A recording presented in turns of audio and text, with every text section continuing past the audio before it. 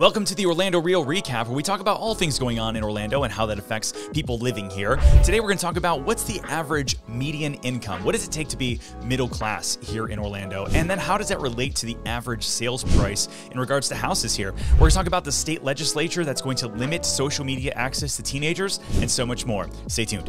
So what does it take to become middle class here in Orlando? Well, there's actually a study done by Jacksonville.com, and they looked at the Pew Research Center analysis of the different cities all across Florida, and they looked at Miami. You had to be almost $90,000 to be considered middle class. And in Orlando, it was actually the lowest cost in order to get the barrier to entry into middle class at $54,000 a year. Now, I started thinking about how does that equate to the real estate that we have here, right? Obviously, I'm a real estate agent. If you look at condos, townhouses, and single family properties, it's roughly $400,000 a year. But if you're looking at just a single family home, you're looking at something where you're not sharing a wall, you can control kind of the outside of your house and that sort of thing. You're looking at about $500,000 in almost every popular area here in Central Florida.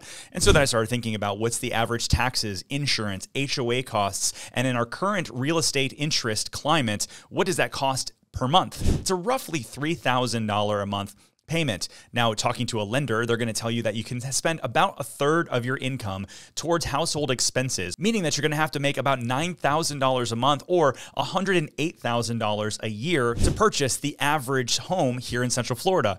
Now, if the average middle-class person is making $54,000 and you have to make $108,000, well, then who are all of these people buying up houses? So then you start going into a little bit further down the rabbit hole. And I started looking at how many households here in Central Florida and in the United States in general, actually, are dual income, and how has that changed over maybe the past 10 to 20 years? And it's actually increased 40% over the past 20 years, meaning that if you're in Orlando and you're dual income and you're middle class, both of you, in terms of what you're making for salary, you're actually making $108,000 exactly.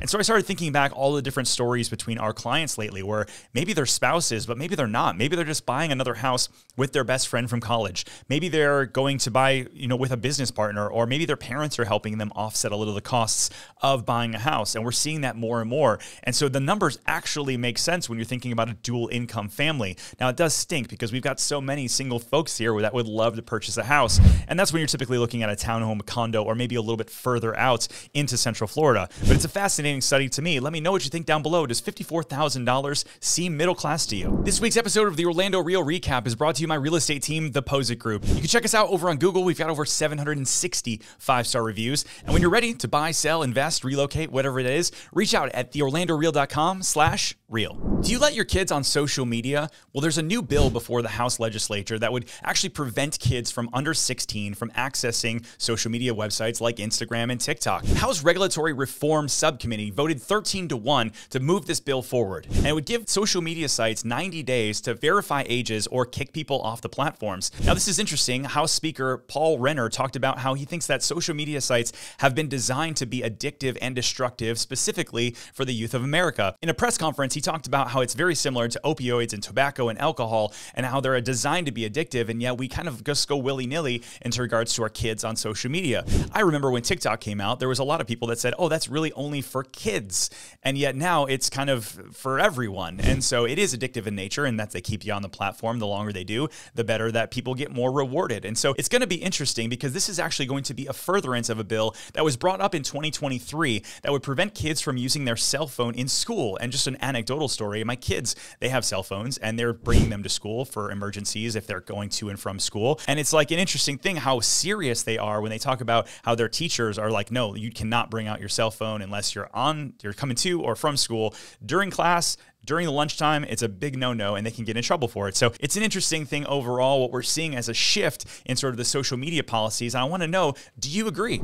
Did you know that Florida has a huge nursing shortage right now? According to the Florida Hospital Association, that we're going to have a shortage of 59,000 nurses by 2035, assuming that we have our current pace of population. You look at like Orlando Health and a lot of other places that are putting up new buildings left and right. So it makes sense that we have a shortage in a lot of different ways, not just housing. And so over in the Lake Nona area, the Medical City area, UCF is responding by building a 90,000 square foot Dr. Phillips Nursing Pavilion that's going to be able to train up the next generation of nurses here in Central Florida. The beautiful thing about UCF is their statistics that come out, they say that roughly 60% of the people that they train stay here in Central Florida. And I think that's a huge deal, especially as somebody who lives in the greater Orlando area. I was looking online at Indeed and Glassdoor, and I was trying to figure out what does the average nurse make here in Central Florida specifically. And it looks like they make 30 to 50% more than the average employed person here locally, starting at roughly $70,000 to $90,000 depending on their experience. So you start looking at people that are relocating here and they say, oh, it's just hospitality jobs.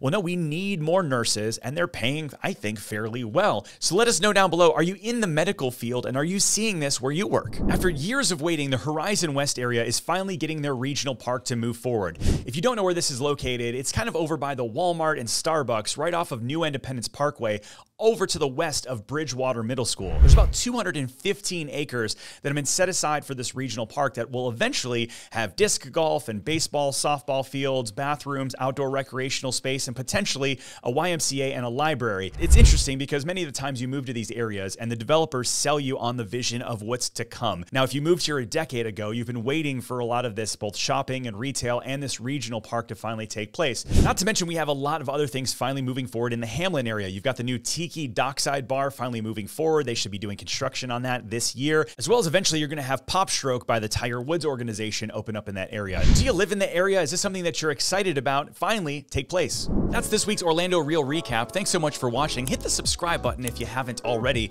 We'll see you guys on the next video.